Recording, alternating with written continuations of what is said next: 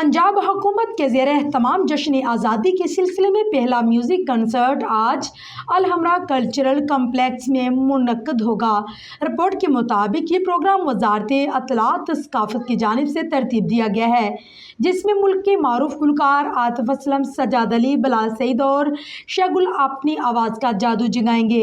इस कंसर्ट में रवायती पंजाबी सकाफ़त को भी ख़ास अहमियत दी जाएगी ताकि जश्न आज़ादी का रंग और ज़्यादा मुनफरिद और खुशगवार बनाया जाए।